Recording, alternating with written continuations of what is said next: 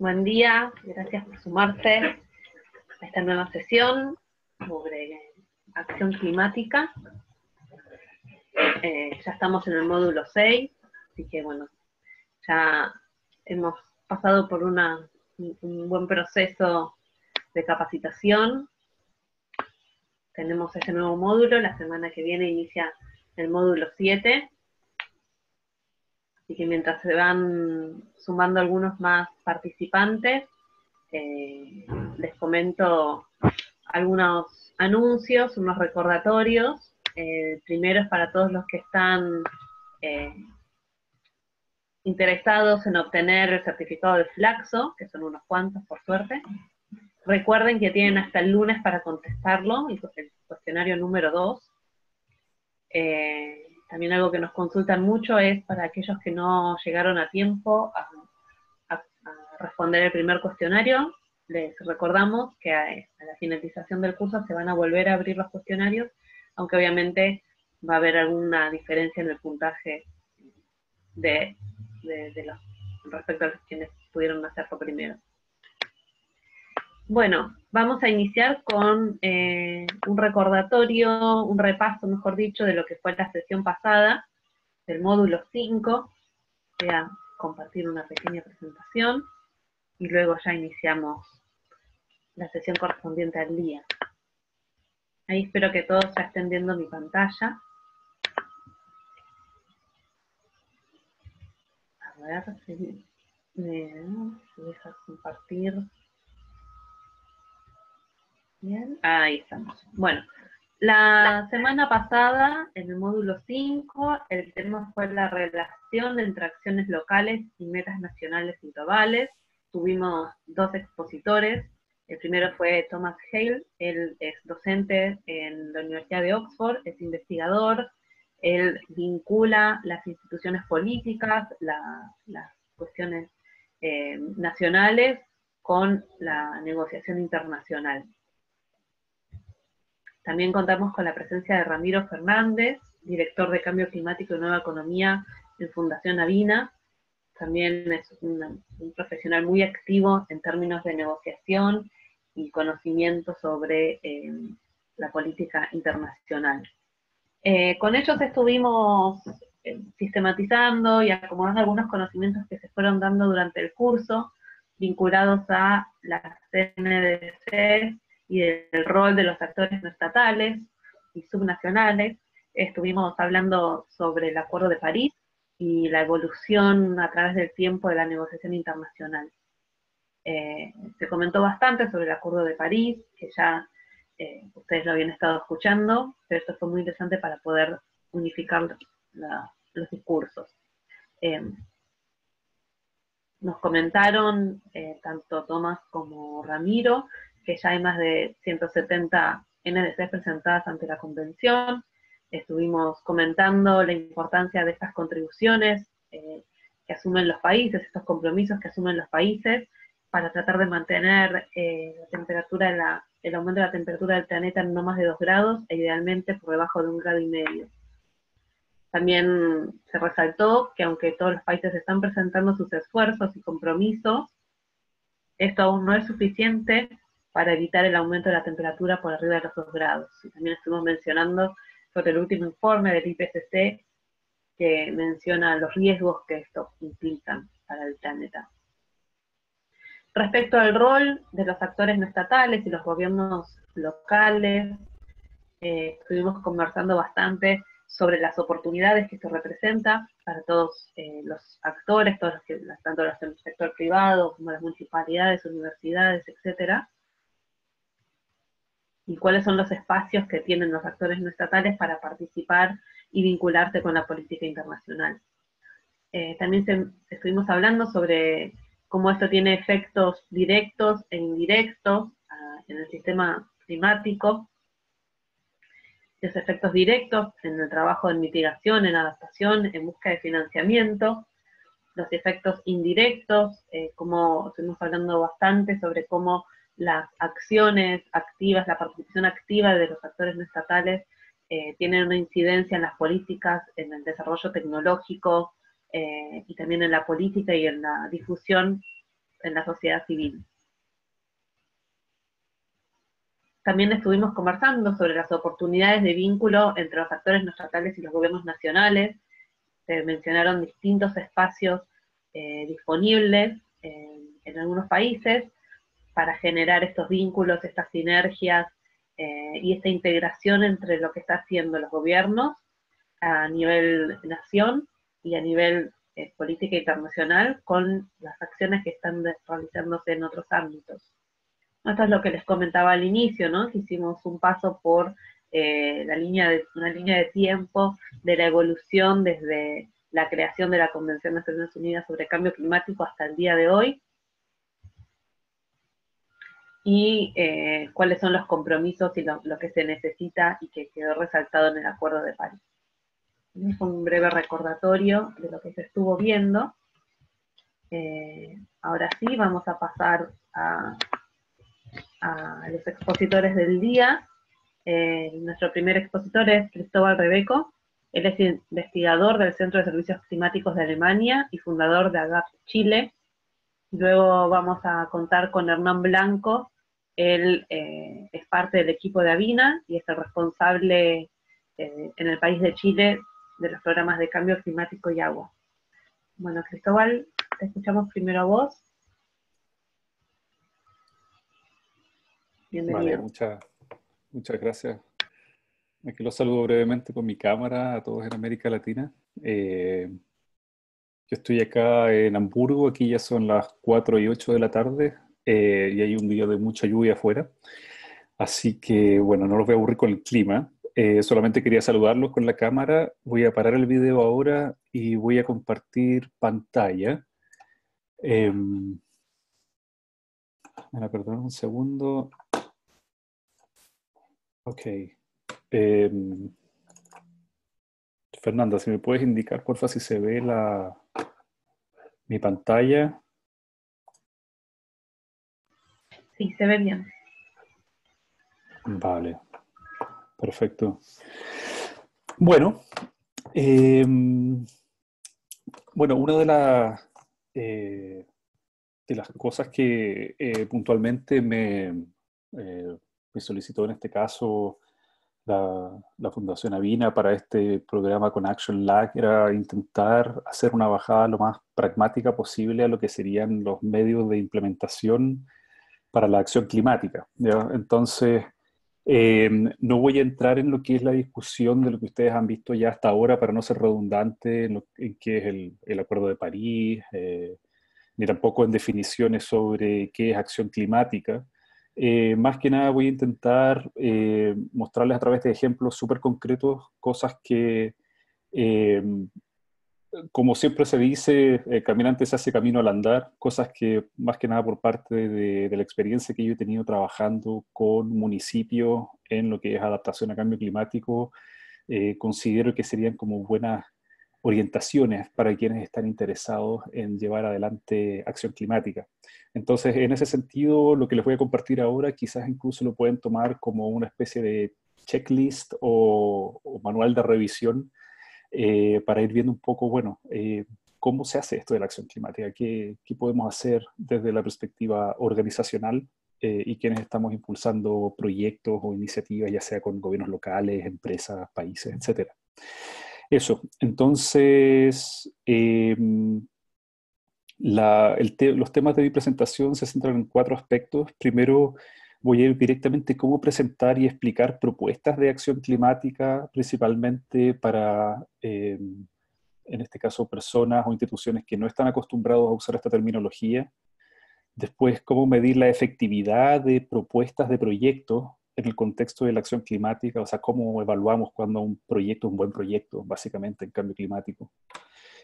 También tomando la perspectiva de quienes potencialmente podrían evaluar las propuestas de ustedes o darles financiamiento, saber qué más o menos es lo que evalúan, en este caso los evaluadores de proyectos, y cómo también algunos tips secretos que quizás les pueden servir para fortalecer propuestas de acción climática, ¿ya? Entonces me voy a centrar en esos 4 aspectos, como ven es como bastante pragmático.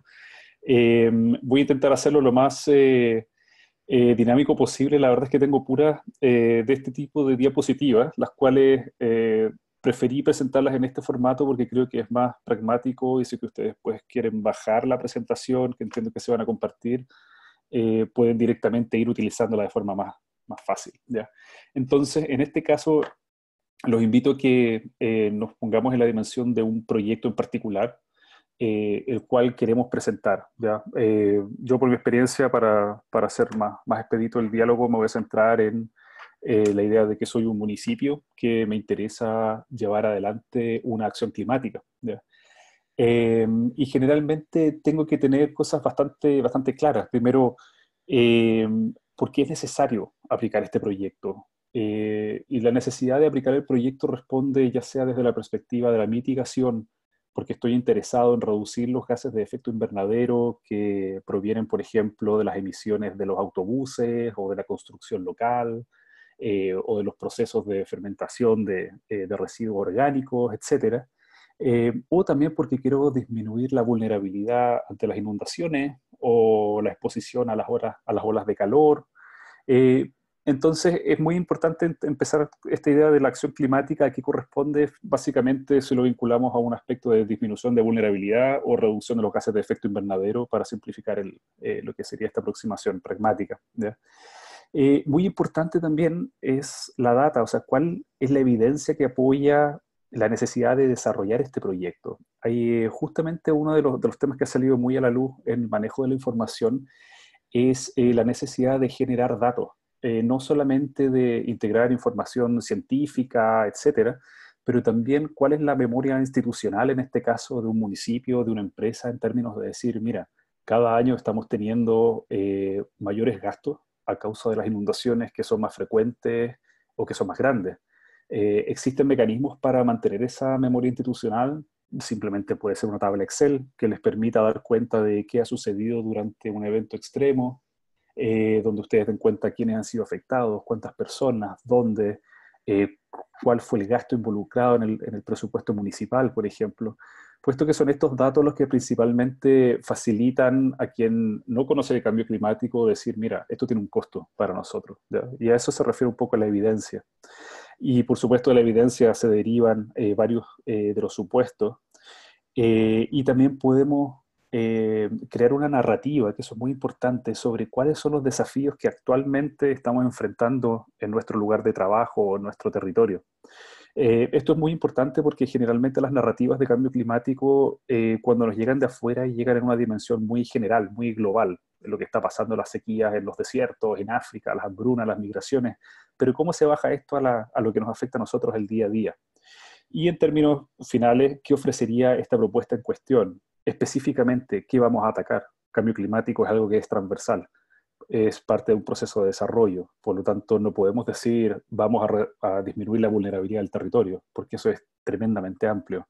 Ahí la invitación es a que sean muy específicos en términos de dónde nos vamos a focalizar, cuál es el ámbito de acción. Generalmente, cuando uno está escribiendo una propuesta de este tipo de proyectos, la primera parte va a sugerir que sean muy específicos en el uso de las palabras. En este caso, que no más de 200 palabras poder explicar de qué forma van a abordar el propósito de su proyecto. ¿Por qué resalto esto? Imagínense, pónganse ahora el caso de un evaluador de proyectos que recibe 200 propuestas. Quizás las tres primeras van a tener más atención, pero cuando ya están en las 50 o las 60, y esto es bastante práctico, me ha pasado que también trabajo como evaluador de proyectos, no quieres leer tres páginas, necesitas entrar directamente al aspecto medular del proyecto. Es como cuando lees un buen libro, si es que la primera página no te agarra, el resto del libro no lo vas a leer. Entonces es muy importante también tener claro en ese poder de síntesis. Eh, y lamentablemente hay varias estadísticas que dicen que el éxito del proyecto en gran medida se juzga por esas primeras 200 palabras, la capacidad de ustedes de redacción. Por eso también los invito a que hagan equipos multidisciplinarios con quienes realmente saben escribir muy bien. Vamos a entrar luego en quiénes son los beneficiarios y las características que tienen, pero eso en un momento. Eh, Hay varios otros elementos que también pueden apoyar hoy en día las propuestas de cambio climático, y esos son los efectos sociales y ambientales. Una breve explicación de las actividades de la propuesta y los componentes que se están considerando. Por ejemplo, si es que vamos a hablar sobre una certificación municipal o queremos comprometer a gente a que aprenda ciertos módulos de capacitación climática, tenemos que tener siempre muy claro cuáles son los objetivos de lo que estamos buscando, cuáles son los requisitos, las líneas estratégicas, etcétera. Todos estos son productos de un proyecto. Entonces, cuando ustedes piensan en su proyecto, ustedes quieren hacer una intervención concreta, pero claramente hay que especificar muy bien cuáles son los productos de esa intervención. Y también, en este caso, poder identificar cuáles son los alcances de los impactos, ¿ya? Por eso es muy importante hacer una separación de cada uno de los productos y decir, bueno, en este producto lo que vamos a alcanzar es un producto A, por ejemplo, y el impacto de este producto puede ser ya sea positivo o negativo para ciertas personas, para ciertos grupos o para ciertas actividades, ¿ya? Voy a ir profundizando en cada uno de estos temas a medida que voy pasando las diapositivas, eh, porque es bastante información. Un segundo, de verdad. Déjenme bajar un poquito esto, que...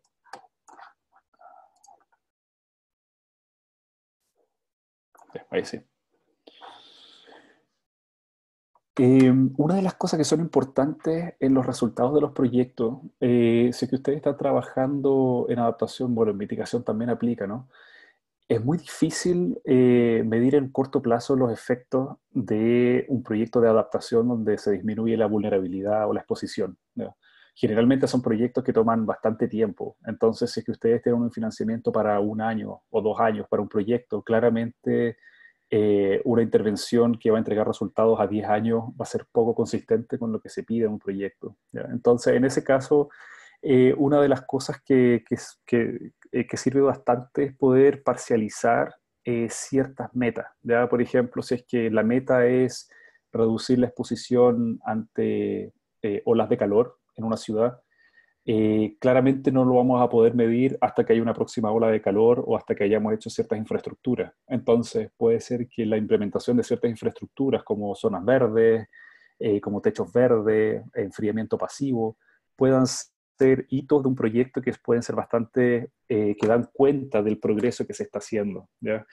Eh, También esto es importante porque en gran parte la medición de los resultados de nuestros proyectos no nos van a poder dar cuenta de un progreso a tan corto plazo, sobre todo cuando hablamos de adaptación. Quizás en una ola de calor por una serie de elementos sí se puede demostrar que hay una disminución de la vulnerabilidad, pero realmente probar eso con hechos concretos y con datos específicos es bastante complejo. Por lo mismo, esta idea de parcializar eh, los entregables es muy importante, ir marcando ciertos hitos que van a demostrar, en este caso, el progreso. Por ejemplo, en este ejemplo que les estoy dando, era, por ejemplo, hacer un plan regional de cambio climático. Quizás a largo plazo no podemos medir el impacto de este plan regional, pero sí podemos ir viendo que a corto plazo podemos tener más gente que está capacitada, más estudios que se van realizando, documentos que pueden ir dando cuenta del progreso, etcétera, etcétera. Cosa de a largo plazo dar cuenta sobre la formación de una comunidad de práctica en cambio climático, ¿ya? Básicamente, estos son algunos de los elementos que podrían ir demostrando la... Perdón, ahí sí. Dentro de lo que son las métricas para la evaluación de los proyectos, generalmente se pide que los proyectos sean muy claros en términos de decir, bueno, ¿cómo vamos a demostrar el progreso? ¿Ya? Entonces, aquí entramos en lo que serían los indicadores, y para poder trabajar con los indicadores, claramente necesitamos primero líneas de base, ya sea si es que vamos a hacer un proyecto para levantar información, indicar cuál es el estado del arte de la información que tenemos, si queremos hacer un proyecto que tenga que ver con manejo de residuos domiciliarios, bueno, qué se ha hecho hasta la fecha, qué se ha medido, etcétera. Entonces necesitamos esas líneas de base. Y obviamente, bueno, lo que es lógico, necesitamos identificar las fuentes y establecer metas que van a ser eh, medibles eventualmente, ¿ya? Y ahí hay un tema que voy a entrar en los indicadores.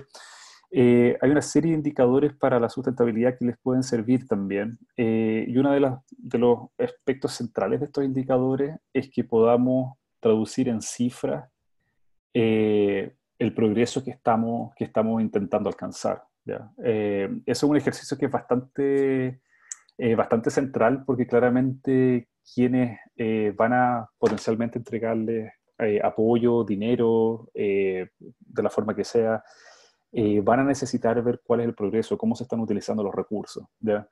Eh, entonces, hay ciertos indicadores que les van a permitir ir desarrollando estas ideas. Los indicadores que ustedes vayan seleccionando, bueno, eso va a depender de cada proyecto, por lo tanto aquí más que nada lo que yo les ofrezco es como una especie de línea base para el desarrollo de indicadores, en este caso que tienen una vinculación con la sustentabilidad, ¿ya? Entonces, principios de un indicador es que sea cuantificable, que sea vinculante, que sea válido y entendible, que sea orientado a la acción, que sea comparable, obviamente. Entonces, por ejemplo, si es que queremos conocer el gasto y el consumo de agua en un municipio, tenemos, por ejemplo, dos líneas de acción, que puede ser establecer un diagnóstico y capacitar a personas para que sean gestores de recursos hídricos. Entonces, dentro de esa idea podemos tener ciertas medidas, por ejemplo, los diagnósticos, está la realización de estudios, potenciar la capacidad de negociar de los gestores.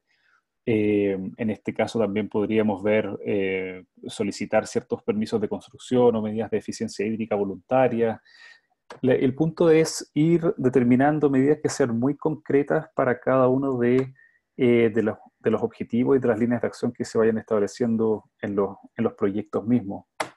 ¿Ya? Y por ejemplo, si es que van a hacer realizaciones de estudio, bueno, el indicador puede ser que el estudio existe y que existe bajo ciertas características. Si es que ustedes van a hablar, por ejemplo, eh, en este caso, solicitar permisos de construcción para eficiencia hídrica voluntaria, pueden ser el número de permisos de construcción que se entregan. Por lo tanto, el indicador tiene que ser claramente vinculado con las medidas de cada proyecto que se vayan estableciendo, ¿ya? Entonces, este principio de poder establecer los indicadores en relación a una línea de base, de una fuente que sea consistente y que permita dar cuenta sobre el progreso mediante los hitos, va a ser central también para la credibilidad de cómo vamos a ir presentando las propuestas. Otra de las cosas que evalúan y que son bastante centrales al momento de presentar los proyectos son cuáles son los riesgos y de qué forma van a ser enfrentados, ¿ya? Esto no se refiere a los riesgos climáticos, pero se refiere más que nada a los riesgos con que podemos encontrarnos cuando estamos realizando un proyecto, ¿ya? Entonces, por ejemplo, claramente si es que van a hacer un proyecto a nivel municipal, los cambios de la administración, ya sea cambios de alcalde, cambios de los equipos de trabajo, pueden provocar un riesgo porque no hay continuidad o porque cambian las agendas, etcétera, ¿ya? Entonces, ahí lo importante es dar cuenta de que hay cierto nivel de impacto que puede ser un impacto bajo, medio o alto. Si es que, por ejemplo, un proyecto depende directamente de la voluntad de un alcalde y va a cambiar el alcalde, claramente el impacto puede ser bastante alto, ¿ya? Y la probabilidad de ocurrencia también tiene una relación directa con este riesgo, puesto que obviamente si es que el proyecto depende de un alcalde, pero tenemos 2 años para hacer el proyecto y el alcalde tiene un espacio todavía de tiempo de 3 años más, estamos dentro del espacio político en el cual vamos a necesitar ese apoyo para realizar el proyecto. Por lo tanto, quizás la probabilidad de ocurrencia puede ser más baja.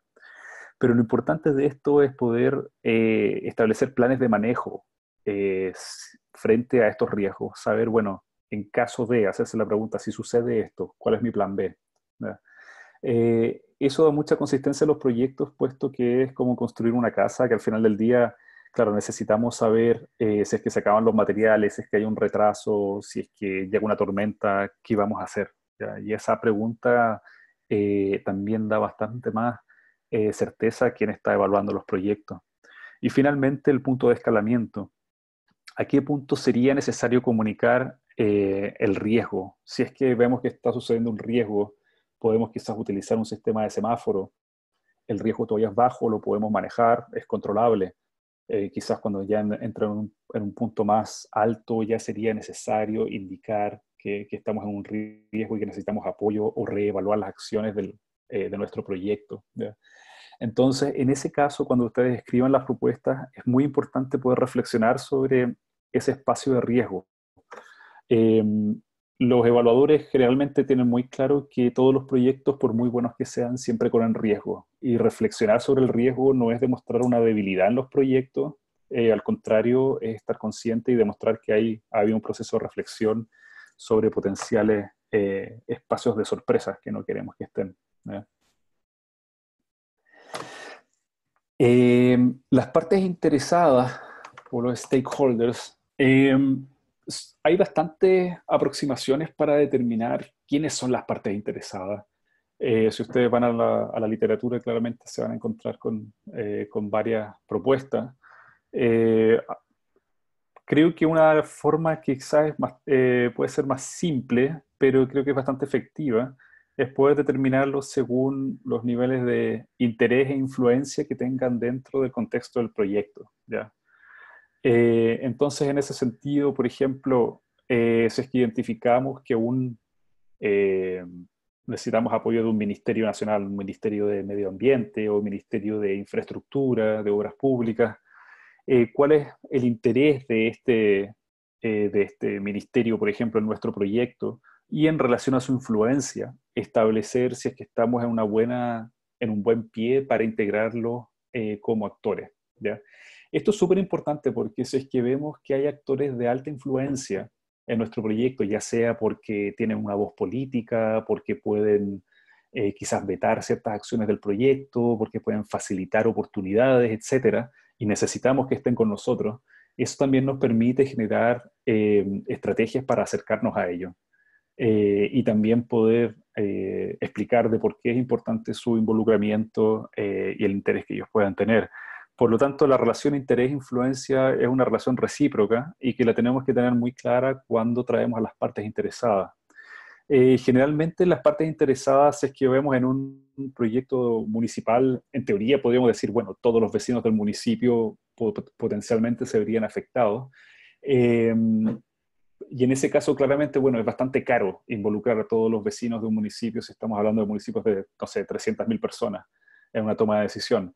Pero siempre hay unidades vecinales, vecinos que son más activos, hay empresas en el territorio, etcétera, que son más activas que otras y que tienen un espacio de acción que va más vinculado a lo que hacemos. Por lo tanto, eso es también una relación importante de ver.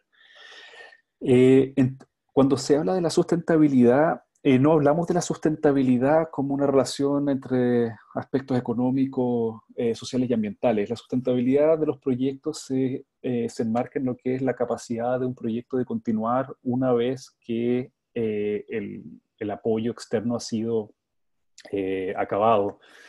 Vale decir, si nosotros queremos proponer que vamos a hacer cambios a mediano y largo plazo, generalmente vamos a tener financiamiento o apoyo quizás en las primeras etapas de nuestros proyectos, ¿ya? Entonces, ¿cuál es la estrategia de seguimiento? ¿Cómo vamos eh, enlazando a nuevos actores, nuevos recursos? ¿Cómo vamos haciendo atractivo el proyecto a mediano y largo plazo?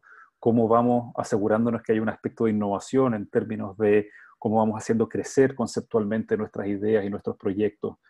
El aspecto de sustentabilidad, por lo tanto, tiene una idea de una visión sobre el futuro de nuestro proyecto. Y eso es muy importante presentarlo porque también plantea de alguna manera que tenemos una conciencia sobre el plano mayor dentro del cual nuestro proyecto funciona. ¿Ya? Quizás esto puede ser una intervención local, pero ojo, puede ser una intervención local que puede ser un ejemplo para otros proyectos, que puede ser replicable, que podemos determinar nuevos indicadores, que podemos determinar nuevas ideas de este proyecto. Eh, por lo tanto, esta idea de la sustentabilidad de los proyectos también es un desafío a quien piensa en la acción climática, en cómo hacer que esa acción climática mantenga un estado de innovación permanente, ¿ya? Por lo tanto, también ese es una invitación a la reflexión sobre cómo vamos a seguir implementando nuestro proyecto en el futuro. Claramente, quienes entregan fondos o apoyo, no en todos los casos, pero sí me atrevería a decir que en la mayor parte de los casos buscan también visibilizar su apoyo y por lo tanto no es menor buscar el espacio mediático de qué forma vamos a publicar este proyecto, de qué forma quienes nos están apoyando también van a tener visibilidad, cómo se verá beneficiada, perdón, en este caso la organización que nos financia o que nos está apoyando, ¿ya? Eso también es bastante, bastante importante, no les diría que en todos los casos, pero al menos en la mayoría de los proyectos en los que me ha tocado participar sí ha sido un elemento importante y que también abre bastantes puertas, porque cuando tienes un socio estratégico que te permite llevar proyectos adelante, también quieres retribuir lo que se te está apoyando, y eso también muchas veces se traduce en nuevas redes de contacto, más apoyo, etcétera. Por lo tanto, más que como una decoración extra, diría que es poder explotar una oportunidad, esto de dar visibilidad también a quienes nos están apoyando. ¿Cómo presentar los presupuestos? Esto ha sido un cambio bien interesante porque quienes trabajan en acción climática se van a dar cuenta, quienes, bueno, venimos de las ONG, ya prácticamente no hay fondos estructurales para las organizaciones. Son muy poquitos los que los tienen. Fondos estructurales me refiero a que directamente uno dice, bueno, vamos a poner X cantidad de dinero para pagar los sueldos de 2 personas en 2 años. Ya son muy pocos los proyectos que hoy en día te permiten hacer eso. Pero hay otras formas de darle vuelta eh, a esta idea del fondo estructural y cómo poder también justificar los sueldos de las personas, que básicamente son las horas de trabajo que vamos a ponerlos en el proyecto. Y es que identifiquemos las actividades que están dentro de nuestro proyecto según los objetivos, de qué forma cada actividad se relaciona con un objetivo. Entonces, esto es lo que hacemos un presupuesto por actividades, básicamente. Entonces, cuando tenemos, por ejemplo, el objetivo de determinar la vulnerabilidad de una comuna, vemos que hay varias actividades que hay que ir realizando, revisiones literarias, paneles con expertos, desarrollo de materiales, etcétera, etcétera. Y eso se da en un plano que no se gasta todos los meses, ¿ya? Pero que se va enlazando en distintas actividades. Eso es muy importante hacerlo porque lo que te permite es poder justificar específicamente, bueno, si es que yo voy a meter a 3 personas en este proyecto, es de esta forma como voy a usar los recursos que tú me estás dando, ¿ya? Y eso es central para quien va a entregar un financiamiento. Por lo tanto, los invito a que, si es que no han trabajado con este tipo de matrices anteriormente, evalúen la posibilidad de transformar en términos monetarios las actividades, que eso incluya las horas de las personas que están ahí trabajando, porque también les van a dar una idea no solamente más clara a quien lo financia, pero a ustedes mismos de cómo administrar los fondos, ¿ya? Y eso es un tema que es súper central, porque al final del día, quienes entregan fondos para la acción climática son organizaciones que van a pedir bastantes garantías de que quienes van a implementar los fondos tienen la capacidad administrativa de llevar proyectos adelante, ¿ya? Y organizar claramente las finanzas de un proyecto es uno de los elementos centrales. Por lo tanto, un buen presupuesto bien armado, que sea lo más detallado posible, siempre va a ser mayor garantía de trabajo. ¿Ya? Esto lo voy a pasar porque entiendo que ya estoy como llegando eh, al tiempo, pero ahora quisiera entrar en el otro plano, como evaluador, qué es lo que me interesaría ver como evaluador. Primero, que se entienda muy bien si es que la acción que ustedes quieren presentar tiene relación con lo que hace mi organización, obviamente. Si es que yo soy una organización que financio biodigestores, quizás no me va a interesar que me lleguen propuestas vinculadas a transporte, ¿no? Entonces, eso es como bastante básico, pero muchas veces en esta vorágine de lo que es la búsqueda de fondos, vemos, bueno, fondos climáticos, pum, mandémosle la propuesta para allá. Por lo tanto, es muy importante leer muy bien no solamente los términos de referencia de los llamados, lo cual es lógico, pero también hacer un estudio de qué se ha financiado anteriormente, cuáles son un poco el tipo de proyectos que estas organizaciones ven, cuáles son las iniciativas que les podrían dar luces de los mayores intereses, etcétera. Y en ese sentido, también queremos ver que hay una relación entre los objetivos del proyecto y los objetivos del financista mismo. Eh, Como les decía antes, en términos de la sustentabilidad de los proyectos, que ojalá haya un potencial para que el proyecto pueda ser escalable después de la ejecución misma. O sea, que si es que va a ser un piloto, recordemos que estamos haciendo camino al andar, muchas de estas cosas son nuevas, vamos a estar piloteando ideas cómo podemos escalar esas ideas, ¿ya? También muy importante que se ha resaltado en los últimos años son todas las consideraciones de género. Eh, y eso también los invito a que revisen bastante. No voy a entrar en eso porque es un tema de por sí mismo, pero los invito a que vean páginas de Naciones Unidas sobre dimensiones de género y cómo integrarla en los proyectos, ya que eso es claramente es un elemento a considerar que tienen que tenerlo para este tipo de intervenciones, ¿ya? Y obviamente si es que se necesita un buen diagnóstico inicial en el cual en pocas palabras se pueda dar cuenta de que el proyecto tiene incidencia en la pobreza, que se disminuye la vulnerabilidad, de que se está trabajando con grupos vulnerables, etcétera, etcétera. Y eso tiene que ver con los diagnósticos, o sea, tiene que ser basado en un diagnóstico que sea claro y que las causas del problema sean realmente identificadas. Y ahí ejercicios de causalidad, causa-efecto, entender muy bien la dimensión del problema y que esto pueda ser explicado de forma clara, es un elemento que da mucha más confianza a quienes están analizando los proyectos. Hola, Cristóbal. Te Sí, quedan 5 minutitos más o menos. vale, gracias. Eh, Bueno, importante también que la intervención sea basada y que dé cuenta sobre la experiencia que otros ya han tenido, ya sea en el mismo lugar o en proyectos similares. Vale decir, si yo quiero hacer un proyecto de biodigestores en mi comuna, saber si es que ya hay otras comunas en mi país o en mi continente que ya lo han hecho, en qué escala, poner otros ejemplos quizás de otros lugares y dar cuenta de investigar un poco, bueno, cuáles han sido las fortalezas de esos proyectos anteriores, cómo podemos construir sobre eso, cuáles han sido los problemas anteriores, hacer un poco un barrido de qué es lo que se ha hecho en la materia. Eh, Generalmente si se van a las páginas web sobre proyectos que están llevando adelante municipios, empresas, gobiernos, individuos, van a ver que hay un menú tremendo de acciones climáticas que ya existen. Por lo tanto, no está de más hacer esa investigación y aprender de esa experiencia. El marco lógico, bueno, quienes presentan proyectos muy claros tienen que esto es central. El resultado del proyecto tiene que contribuir a la consecución de un impacto, ¿ya? Y eso tiene que estar marcado en este marco lógico, ¿ya?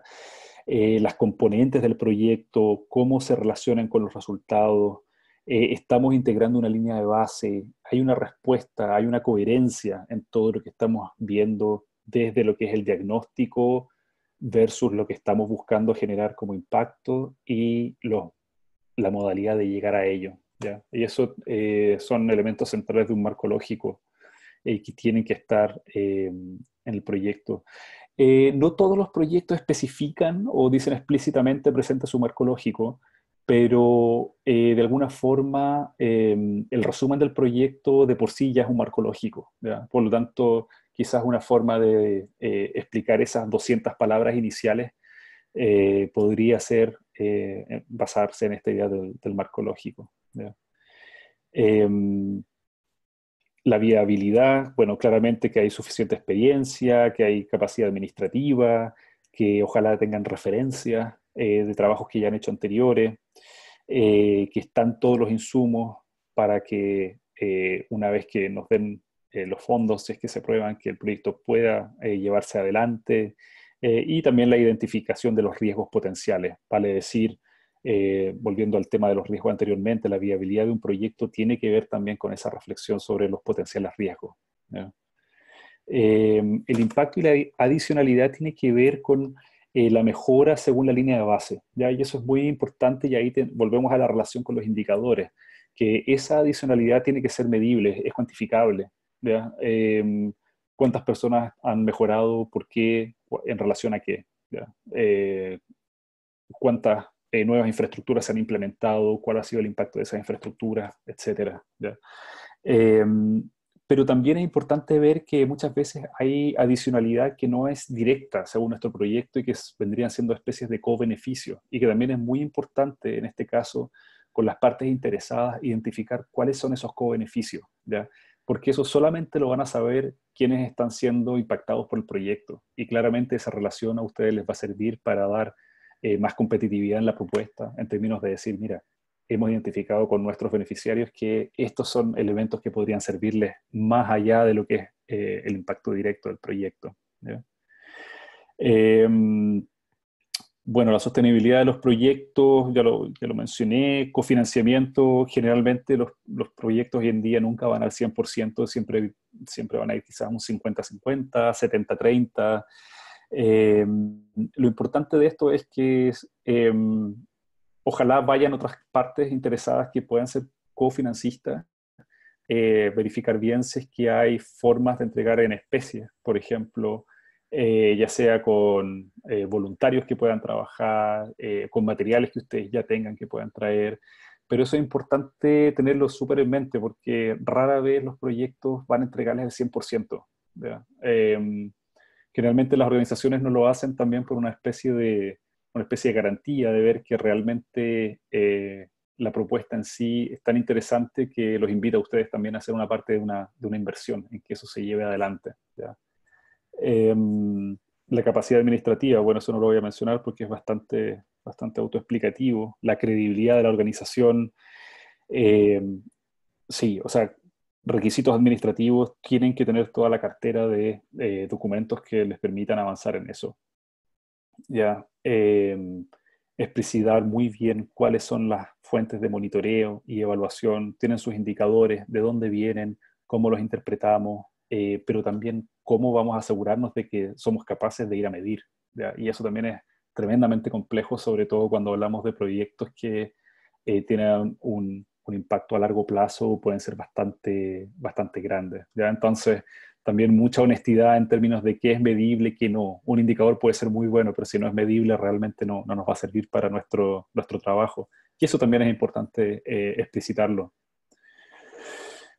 Em, Creo que lo voy a dejar por acá porque lo otro ya son algunas planillas que les dejo más que nada para orientar quizás mediante una serie de preguntas, algunas ideas que les podrían servir para poder establecer eh, un proyecto. Pero sí quizás mencionar que cuando hablamos de los medios de implementación de una acción climática, es importante establecer muy claramente quiénes son los actores, cuáles son los roles que vamos a meter, que vamos a distribuir, cuáles son las potenciales fuentes de financiamiento, qué tecnología se necesita, qué nivel de capacitación o de capacidades, cuáles son las barreras. Finalmente, todo lo que les he mostrado hasta ahora tiene un paralelo con los medios de implementación que básicamente ustedes entienden de forma pragmática cómo se va a llevar una acción adelante, la han podido diseñar, proyectar en el tiempo y ser muy claros en cómo expresar esas ideas a quienes potencialmente les vayan a dar el financiamiento, ¿ya? Eso, perdón que me pasé en el tiempo. Gracias, Cristóbal. La verdad, muy interesante su presentación. Antes de darle la palabra a Hernán Blanco, quiero responder una pregunta que está llegando bastante por el chat y el panel de preguntas, que es respecto a los ganadores del intercambio Costa Rica. Disculpen. Ya están publicados los ganadores en la plataforma del ARCID. Son Liliana Marlene Apaza Vargas, de Bolivia, Sofía Lorena Mateus García, de Colombia, y también va a estar participando Hazel Chacón Cubillo, de Costa Rica. Bueno, felicitaciones a las tres. Ya ellas están al tanto, ya fueron informadas. Quería comentárselos porque está llegando bastante esa pregunta. Disculpen esta interrupción, entre paréntesis. Ahora sí le vamos a dar la palabra a Hernán Blanco. Hernán va a estar también abordando este tema de la presentación armado formulación de proyectos, pero con otro enfoque, más vinculado a las relaciones que se deben generar, los vínculos que se deben generar entre los actores involucrados en los proyectos. Bueno, Hernán, te escuchamos ahora vos. Hola, muchas gracias, Paz. Buenos días, buenas tardes, supongo algunos también. Voy a poner mi video solo para saludarlos. Y les cuento que son 1:15 de la mañana aquí en Chile. Yo estoy en Olmué, en en un pueblo a unos 90 kilómetros de Santiago. Así que desde aquí voy a estar con ustedes este rato en esta presentación. Voy a cortar el video ahora y gracias de nuevo, gracias a todos por estar en este curso. Yo tengo una presentación aquí adelante y les aviso, vi que habían varias preguntas que van surgiendo en la medida, por ejemplo, en la medida que Cristóbal estaba hablando. Yo como Cristóbal voy a estar con la pantalla en la presentación y no voy a poder ver las preguntas todavía, pero me parece una muy buena idea. Si quieren escribir algunas preguntas desde ya, las voy a poder ver una vez termine de hacer esta presentación. Así es que voy a continuar y entonces yo voy a hablar específicamente un tema que tiene relación con la implementación de la acción climática, pero quizás es un tema un poco extraño, un poco distinto en este curso, y es el tema humano, y es el tema de cómo nos ponemos de acuerdo, cómo trabajamos juntos, cómo diseñamos un proceso que sea sostenible humanamente hablando, ¿no? Que lo podamos llevar a cabo. Y todo esto en el contexto que hemos venido trabajando en este curso de un problema tan complejo como es el cambio climático. Entonces, en esta sesión lo que voy a buscar es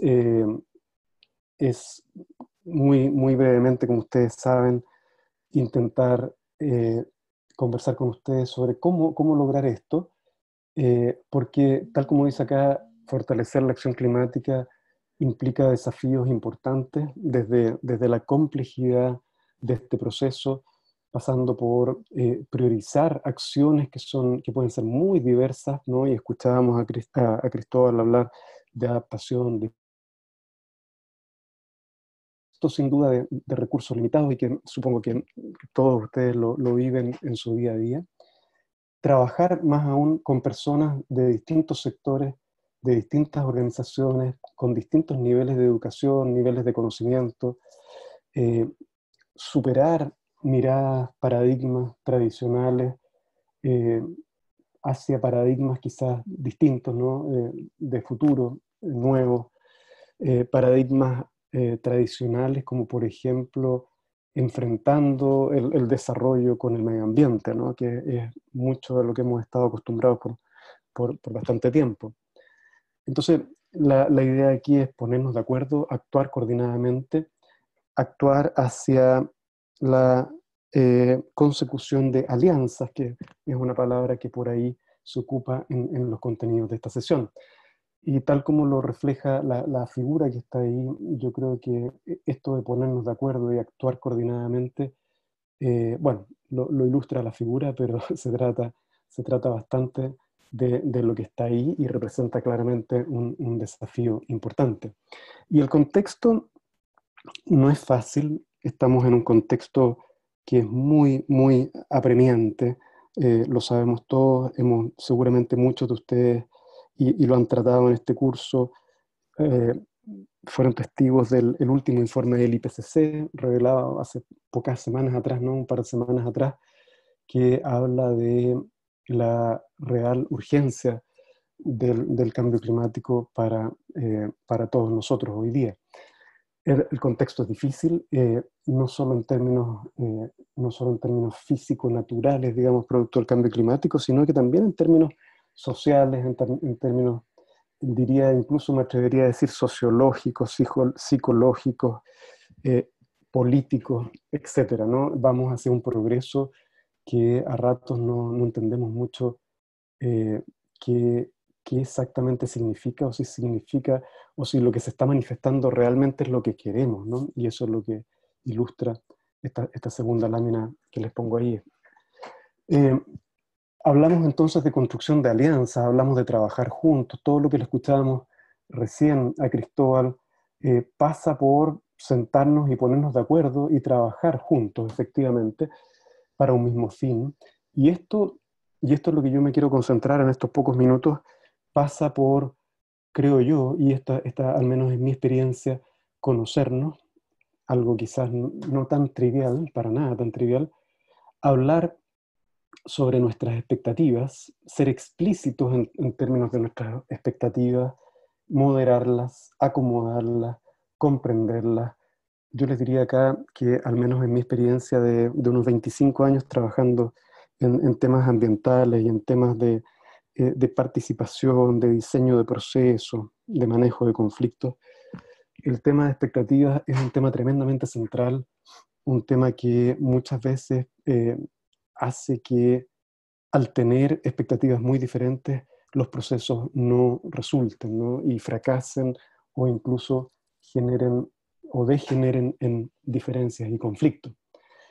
Y también me parece muy importante conocer muy bien nuestras limitaciones. Y sobre las limitaciones, yo creo que podríamos hablar muchísimo. Yo solo les traigo un par de ejemplos aquí. Sé que estoy enfrentado al desafío de estar conversando con, no sé, 139 o más, conversando mucho, es decir, exponiendo, y es difícil hacer esto sin escucharlos a ustedes, pero les pido que me intenten seguir. ¿Y a qué me refiero con esto de las limitaciones, con esta figura?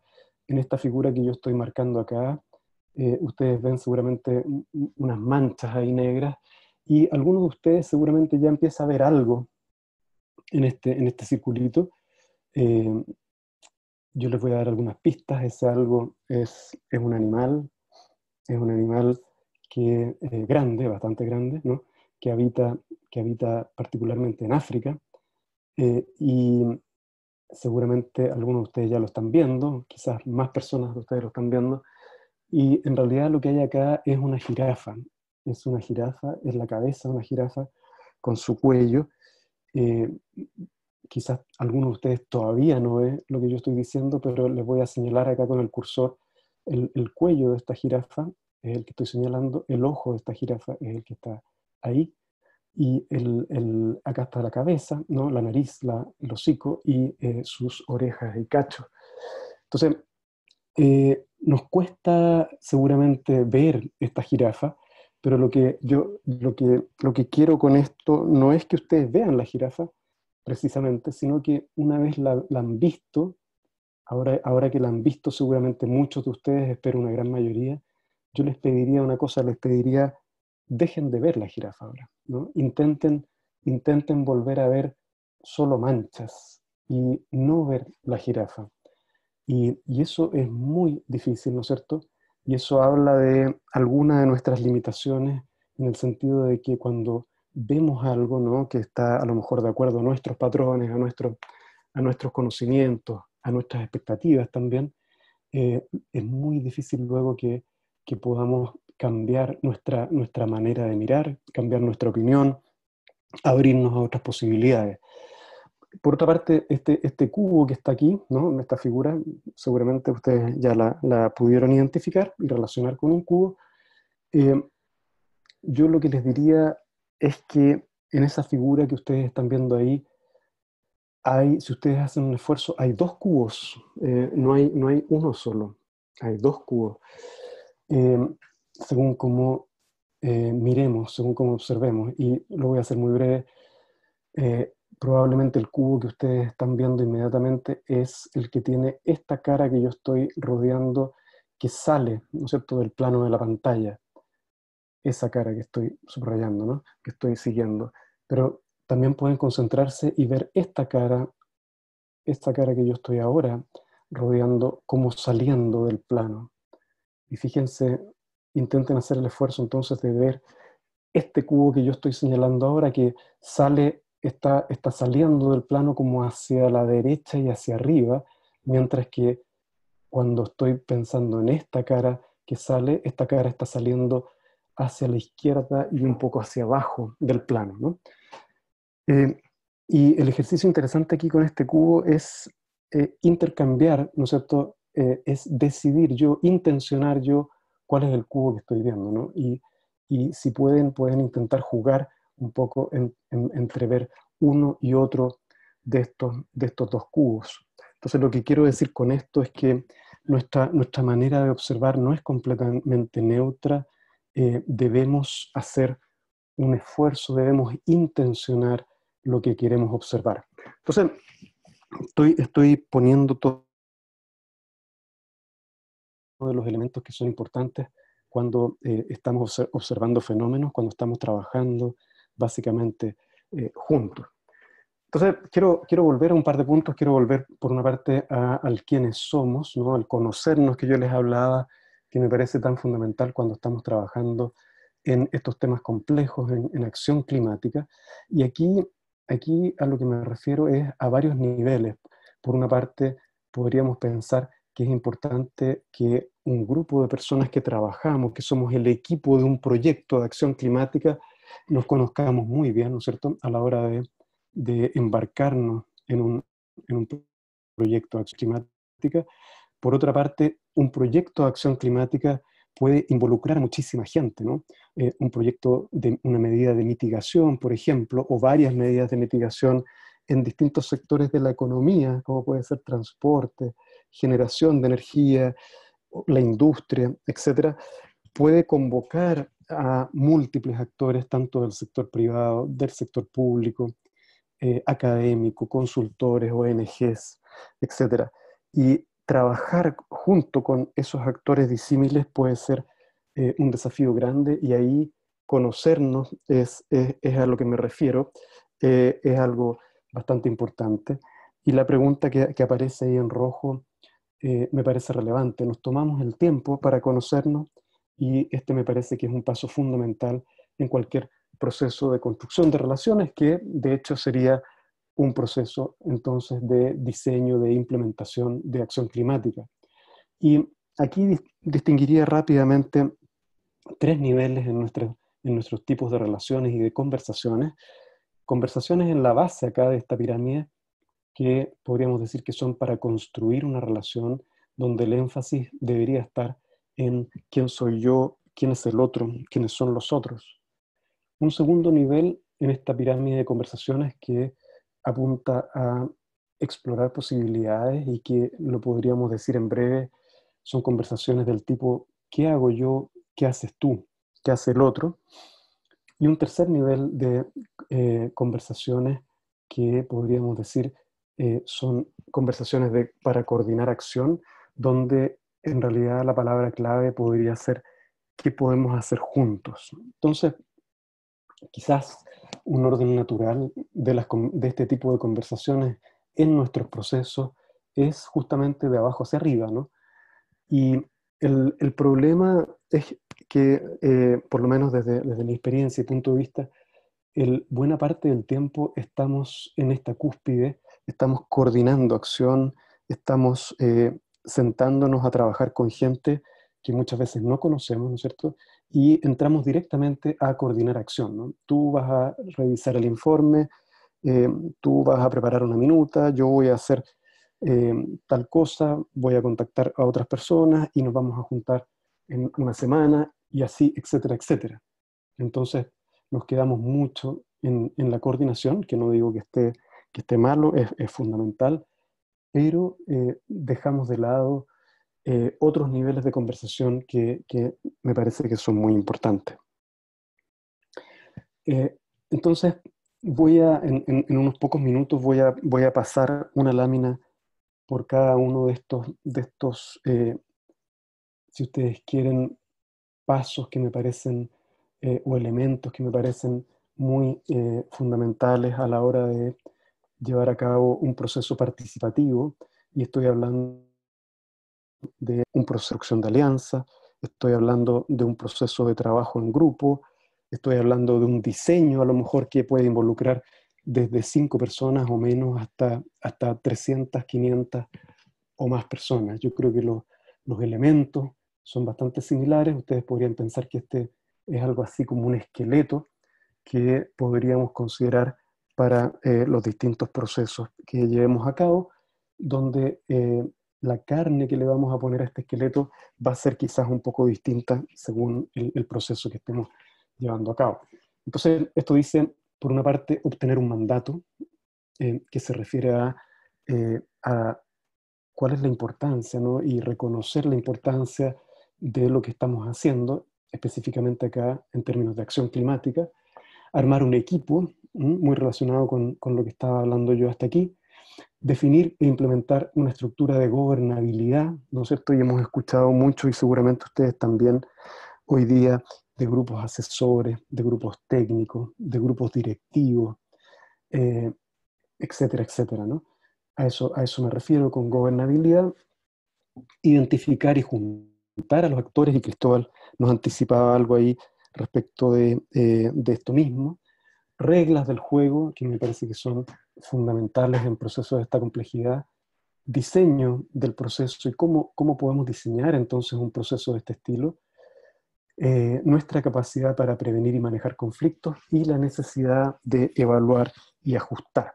Entonces, les insisto, voy a pasar bastante rápido y discúlpenme, pero entiendo que estamos bastante justos con el tiempo. Voy a pasar un poco rápido entonces en lo que sigue, uno por uno. Primero, el mandato. Les insisto, mucho de lo que estoy diciendo acá no lo dije antes, pero bueno, viene de diversas experiencias, pero en particular de un proceso de 4 años sobre mitigación del cambio climático que se llamaba MAPS Chile. Las siglas es en inglés, por un proyecto que buscaba levantar la información básica para que Chile se preparara para el Acuerdo de París. Un proyecto que se realizó también en Colombia, en Brasil, en Perú. Entonces, varios de los ejemplos que voy a poner acá provienen de ahí. ¿Por qué? ¿Para qué un mandato? ¿Cómo un mandato? ¿Quiénes? Bueno, más que entrar a responder cada una de estas preguntas que espero que se autoexplican, lo que busco con esto, con destacar esto que está acá, es que eh, podemos tener buenas intenciones, podemos tener buenas ideas, pero si no tenemos un respaldo de muy alto nivel, bueno, el nivel puede depender de la iniciativa, de la acción climática que estamos tratando. Si no tenemos ese respaldo de alto nivel, puede ser que lo que hagamos no rinda fruto, ¿no? Y quede ahí como un bonito documento. Entonces, a eso se refiere esto.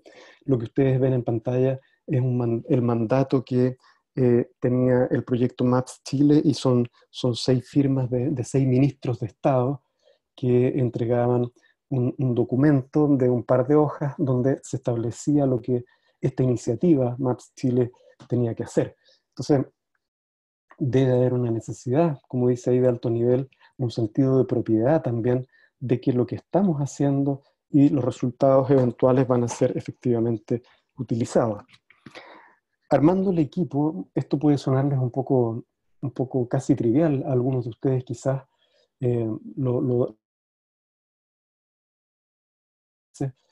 pero por lo menos en mi experiencia es algo fundamental, es algo muy importante. Mi experiencia es que, y aquí les relato de este proyecto MAPS, muchas veces las diferencias, los temas más difíciles, los conflictos incluso, yo les diría, los teníamos en el equipo profesional que estaba trabajando este proyecto, y en la medida en que los podíamos solucionar internamente, lo demás externamente fluía muy bien.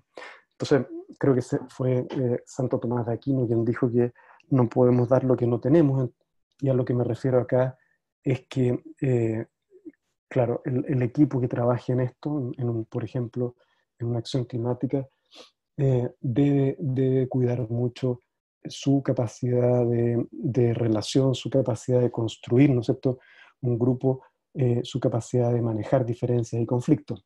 Ahí ustedes pueden ver parte del equipo que trabajaba en este proyecto de MAPS.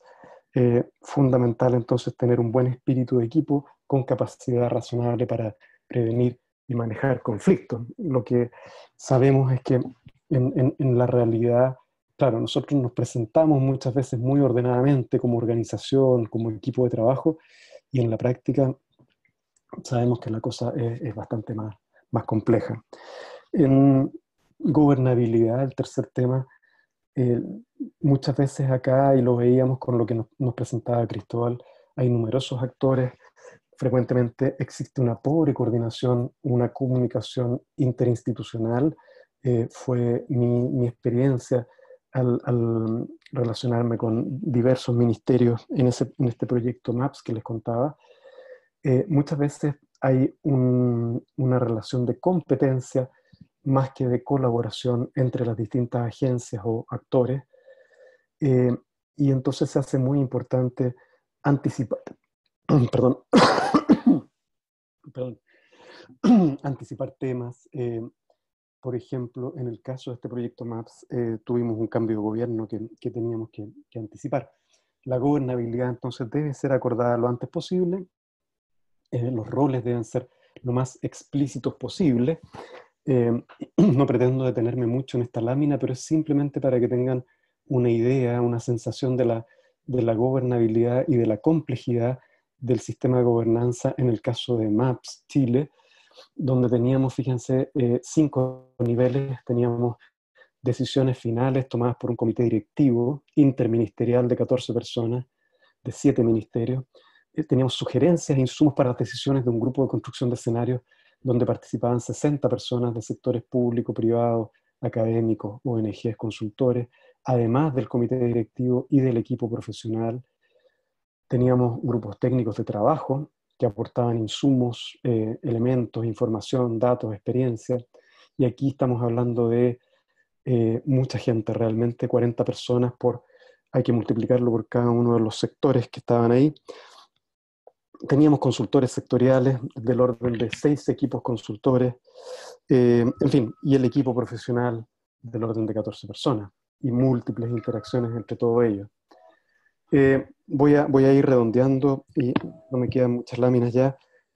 En términos de actores, hay muchas preguntas. También Cristóbal anticipaba algunas. ¿Quién invitamos a la sala por ponerlo, ¿no es cierto?, entre comillas, al proceso? ¿Quién invita? ¿Quién decide? ¿A quiénes invitamos? ¿Qué criterios ocupamos? ¿Ocupamos un criterio de capacidades profesionales? En fin, hay múltiples posibilidades. ¿Qué formato ocupamos? Ocupamos un formato de grupos asesores, grupos expertos, grupos técnicos, comités directivos.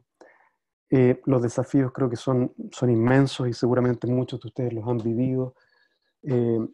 Siempre está el desafío de la gente de las personas que finalmente no están en la sala por una u otra razón, no están en el proceso.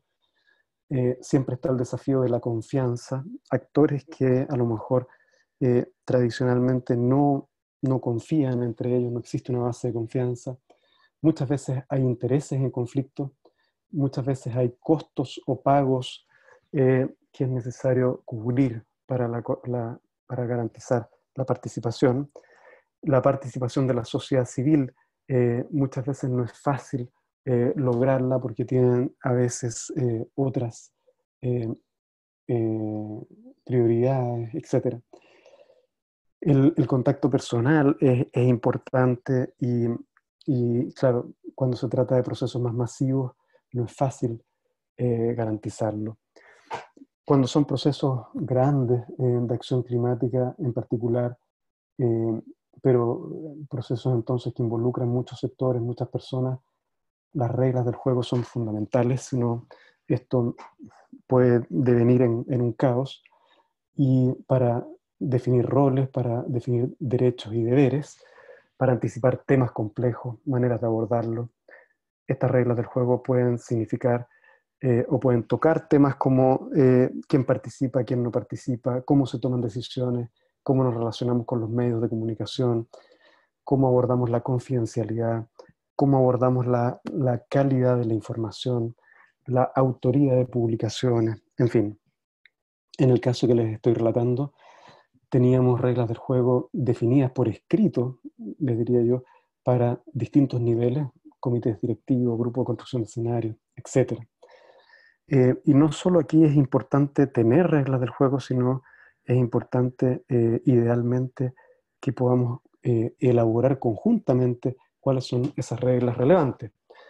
El diseño de un proceso de esta naturaleza es fundamental, no es fácil y tiene que tener una buena mezcla de diversos ingredientes de datos, de información, entonces de todo lo que tiene que ver con nuestra facultad del pensar, de lo que es la interacción, las relaciones, las emociones, todo lo que tiene que ver con sentir, y también de procedimientos que sean apropiados.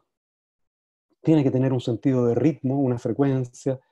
El proceso debe ser diseñado cuidando los intereses del proceso, cuidando las necesidades de la investigación o de la información, que muchas veces en procesos o en acción climática puede ser bastante complejo. Entonces, es necesario combinar un esfuerzo importante para tener un diseño completo, pero también con una actitud que sea flexible para hacer modificaciones cuando sea necesario. Y ahora, sí. Quedan unos 2 minutitos así. Dale, estoy terminando con la próxima lámina. Gracias. Prevenir y manejar conflictos es algo muy fundamental. No me voy a detener mucho acá, pero si ustedes lo piensan y miran solamente... Bueno, primero, una distinción importante es que no todas las diferencias necesariamente son importantes y nos nutren, ¿no es cierto? Son precisamente las diferencias las que nos nutren. El punto es que nuestras diferencias no pasen necesariamente a ser conflictos, o si pasan a ser conflictos, tengamos las capacidades para abordarlas. Y lo que pretendía con esta lámina, que la paso muy rápido, es invitarlos a pensar a ustedes en qué pasa cuando tenemos mucho o poco de estos elementos que están acá.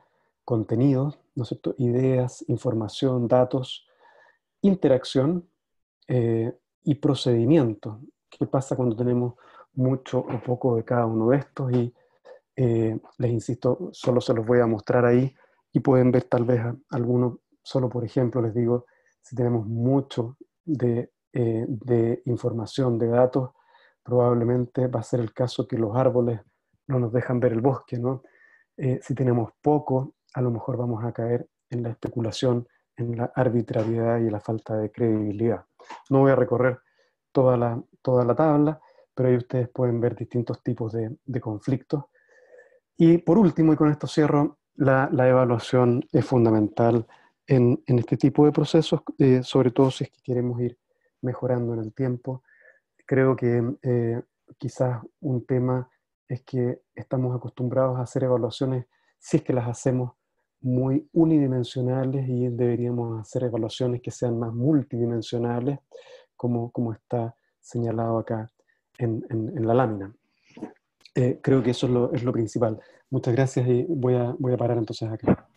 Gracias, Fernán. Gracias, Cristóbal.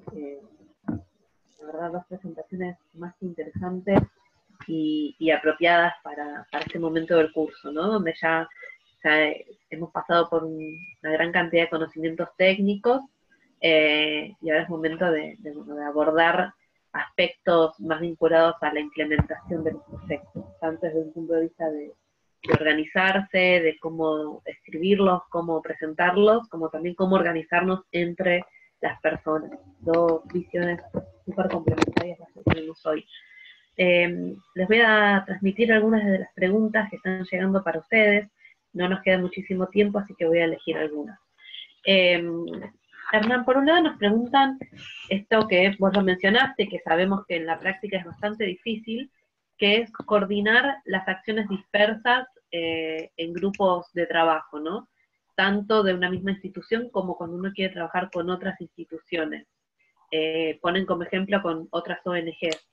¿Cuál sería tu recomendación para lograr superar esa barrera y poder trabajar de manera coordinada entre distintos grupos? Sí, gracias por la pregunta. La pregunta es bien amplia. Yo creo que cuando los procesos son especialmente complejos, tenemos que ir pasito a pasito, ¿no? Quizás lo que voy a decir no es más que un poco de sentido común. Creo que, por lo menos en mi experiencia también, desgraciadamente hemos ido perdiendo el sentido común. Pero pero cuando digo ir paso a paso, me refiero a ir trabajando juntos desde la generación de confianza, ¿no? Desde poder escucharnos, ¿no? Sentirnos parte de un proceso, eh, definiendo las expectativas, definiendo entonces los objetivos, definiendo los criterios con los cuales vamos a trabajar. Si se fijan, lo que estoy haciendo es como un viaje, ¿no es cierto?, desde ir definiendo todos estos elementos que al comienzo pueden ser elementos muy inmateriales, ¿no? Los objetivos, los criterios, los valores, eh, muy casi que espirituales estos elementos que estoy relatando, pero vamos llegando rápidamente a los objetivos y a los elementos que son más concretos, ¿no? En el proyecto MAPS tuvimos que ponernos de acuerdo, por ejemplo, y esto en cualquier proyecto de acción climática probablemente va a ser el caso, tuvimos que ponernos de acuerdo, por ejemplo, en horizontes de tiempo. Vamos a considerar hasta el 2030, vamos a considerar hasta el 2050, tuvimos que ponernos de acuerdo en información y en proyecciones de información muy concreta. Un factor de emisión de gases de efecto invernadero de una tecnología específica. Vamos a considerar la información que da una literatura u otra literatura, una experiencia u otra experiencia, un actor u otro actor, en fin. Entonces, coordinar acciones dispersas, como estaban haciendo la pregunta, creo que va por activar esa capacidad poco a poco, ¿no? de trabajar y ponernos de acuerdo en grupo. Carmen. Gracias. Están también consultando bastante sobre cómo obtener información sobre agencias donantes o tipos de proyectos de acción climática que son financiables. Respecto a eso, voy a comentarles que el módulo siguiente, el módulo 7, es específicamente sobre financiamiento, y ahí van a tener varias sesiones, varias clases para responder esa pregunta. Nos están preguntando, Cristóbal, respecto a cómo medir o cómo preparar un proyecto vinculado a sensibilización y formación técnica, ¿no? De capacidades. ¿Podés dar alguna sugerencia sobre cómo abordar ese tipo de proyectos? Un proyecto de generación de capacidades. Bueno, mira, a ver, creo que en términos generales, capacidades quizás como establecerse ciertas preguntas estratégicas, capacidades para qué, capacidades por qué. ¿No? O sea, realmente al final del día capacidades es un concepto que es súper amplio, entonces pueden ser, si es que son, se entiendo, me puedes reiterar, ese era el tema específico, ¿no? Capacidades, capacitaciones en general. Sí, exacto, divulgación y generación de capacidades y divulgación de conocimiento. Divulgación de conocimiento. Mira, es amplio. A ver, si es que lo vemos en un contexto de, por ejemplo, una campaña, no sé si se referiría a eso específicamente, quién hace la pregunta. No sé si puedo tener un antecedente más para poder responder, para no ser tan generalista. La pregunta la hizo Ana Belén Ortega, y también hay otra persona consultando por estos temas, así que si quieren poner más información en el chat o en las preguntas, y a Limar Molero, están consultando sobre ese tema. Yo entiendo que se refieren a que, bueno, que en general los proyectos pueden ser más fáciles de diagramar cuando es la implementación de una acción en territorio, y quizás cuando uno lo que busca es generar las capacidades, un proyecto de preparación de la población sobre la temática, entiendo que ahí es donde les generan más dudas a los participantes. Vale. Mira, a ver, yo creo que principalmente siempre que nos hacemos la pregunta sensibilización, determinar muy bien a qué nos referimos. O sea, es compartir conocimiento para que quede guardado en nuestras mentes y lo usemos en una conversación para decir, bueno, el cambio climático es complejo, sí, es complejo, todos lo sabemos, ¿no? O es sensibilización para la acción, y ahí hay un paso que es distinto, ¿ya?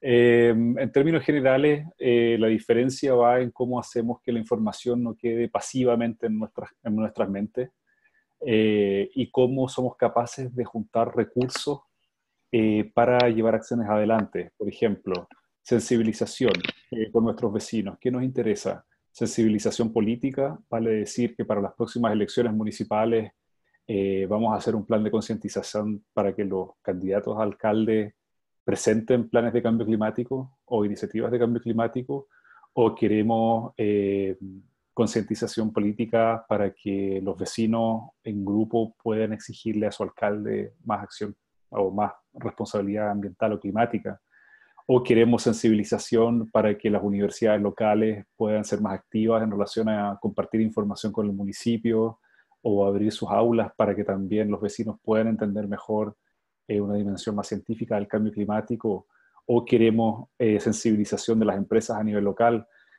para saber qué están haciendo, si es que tienen esquemas de responsabilidad social empresarial, si es que eso lo van a llevar a una dimensión donde los vecinos puedan participar o donde el municipio directamente se pueda beneficiar. Entonces, el punto que estoy intentando mostrar es que sensibilización sí es importante. Creo que estamos en un punto en que necesitamos ser un poco más específicos en términos de decir sensibilización para lograr qué cosa, eh, y sensibilización para quién, ¿ya? Entonces, ahí justamente empezamos a armar los esquemas más detallados sobre cómo armar un plan, en este caso de concientización con la gente. Bueno, mira, ahí se puso en contacto Ana Belén, que Ujú. hizo la consulta, y como por lo que también la devolución que me están dando las mentoras en estos días, hay muchas metas que están desarrollando los participantes sobre este tema. Si te parece bien, le abro un minutito el micrófono a Ana Belén Sí, para claro. que nos cuente más. Ana Belén, a ver si vos podés abrir tu micrófono.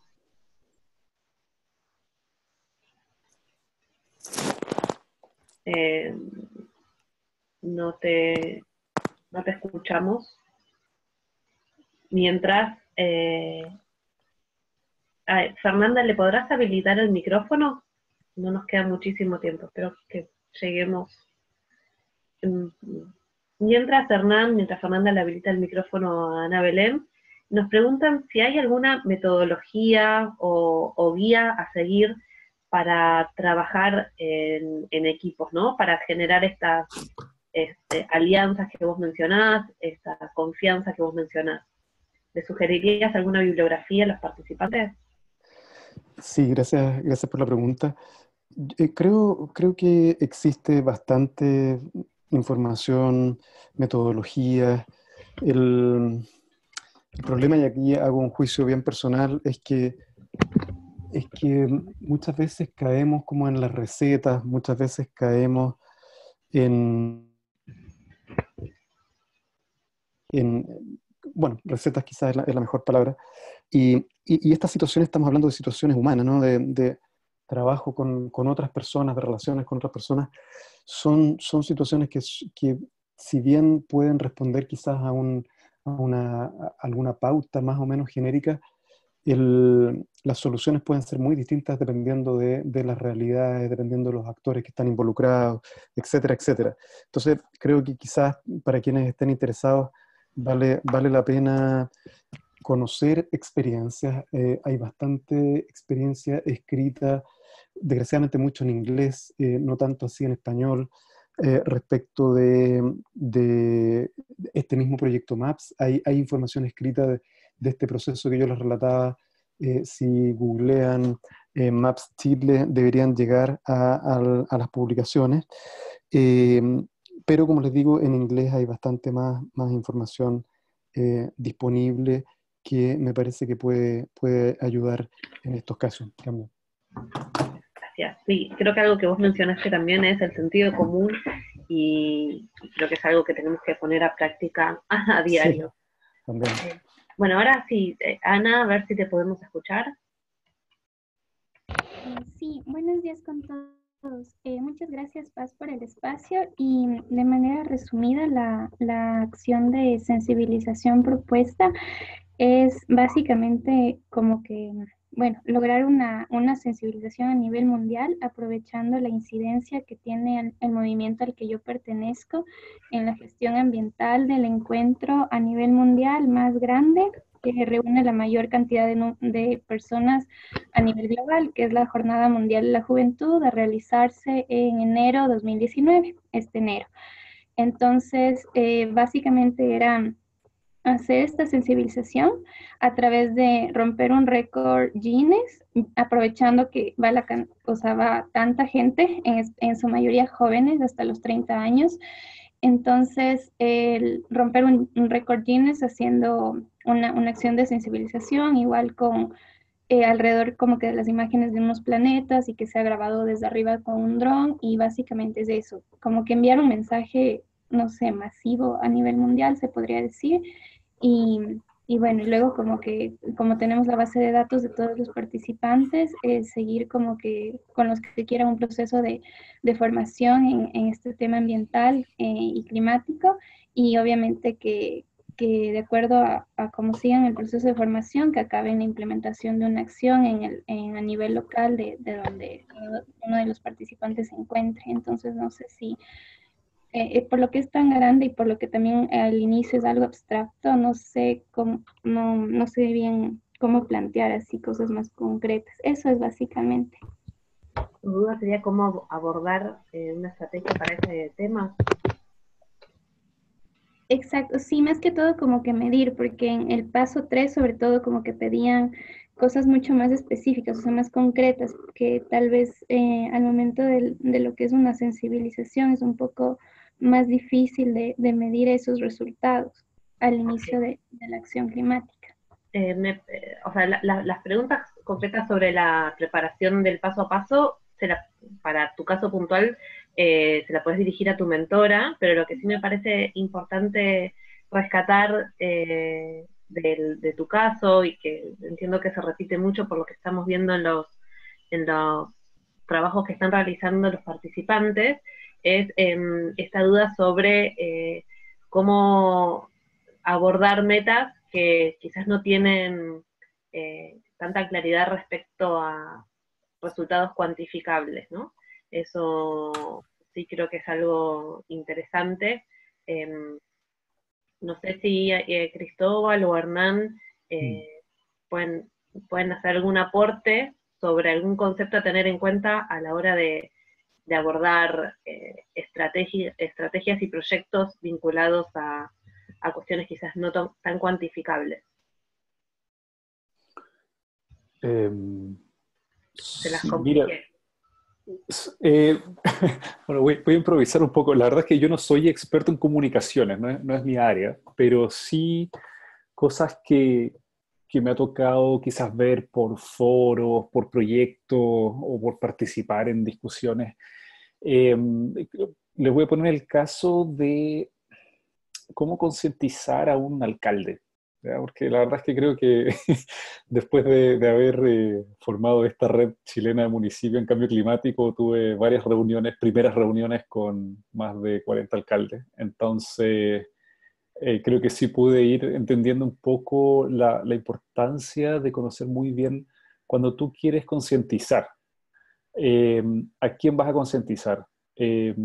Las necesidades de un alcalde no son las mismas de un estudiante, no son las mismas de un trabajador de una empresa, no son las mismas de una profesional, no son las mismas de un científico.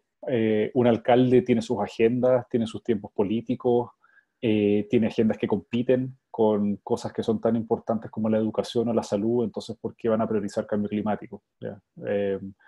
Entonces, es muy importante en la concientización primero entender cuál es el vocabulario y cuáles son los mensajes que hacen sentido.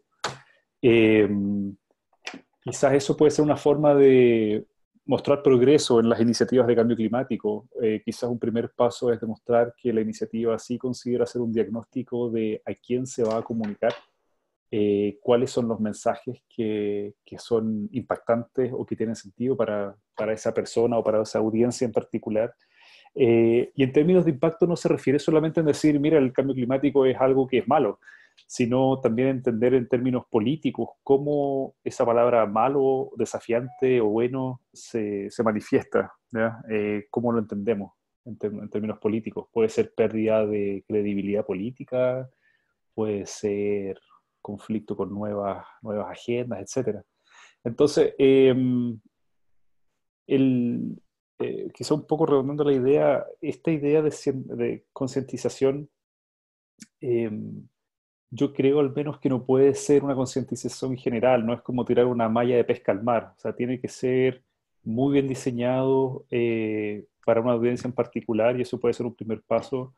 Diseñar una estrategia de por sí ya es un progreso en una propuesta, y eso se puede cuantificar en términos de decir, mira, hemos identificado a X cantidad de eh, personas que vamos a concientizar.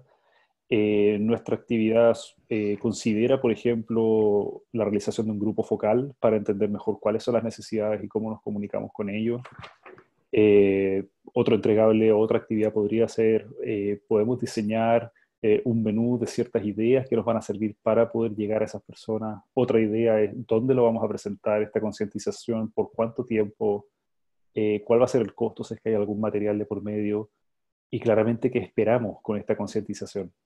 Esperamos que la gente tenga más miedo sobre el cambio climático, esperamos que la gente recicle, esperamos algo muy, muy puntual. Y creo que ese es el punto de, sobre todo estas campañas de concientización, que no pueden ser una malla de pesca, una malla de arrastre que se tira al mar a ver qué es lo que sale. O sea, tiene que ser súper bien definido para poder justamente diseñarlo de forma que permita cuantificar el éxito. Bueno, muchas gracias, Cristóbal. Bueno, ya estamos quedándonos sin tiempo. Estamos dando fin a esta nueva sesión. Así que les agradecemos mucho tanto a Cristóbal como a Hernán por las exposiciones. El martes tendremos una nueva sesión de módulo 6 y luego ya entraremos al siguiente módulo, el número 7, que es el último. Les recordamos que hasta hoy tenían tiempo para presentar el paso 4, perdón, el paso 3, así que por favor, a los que no lo han enviado hasta ahora, les pido que lo hagan. Recuerden presentar en el template que se ha hecho para este fin, y comunicarse con sus mentoras si tienen alguna duda. Están llegando varios comentarios de participantes que dicen que no tienen respuestas. Por favor, chequen en Lapsis, en sus correos, que están llegándoles los mails de las mentoras. Así que bueno, muchas gracias por participar y seguimos en contacto con todos. Cariños.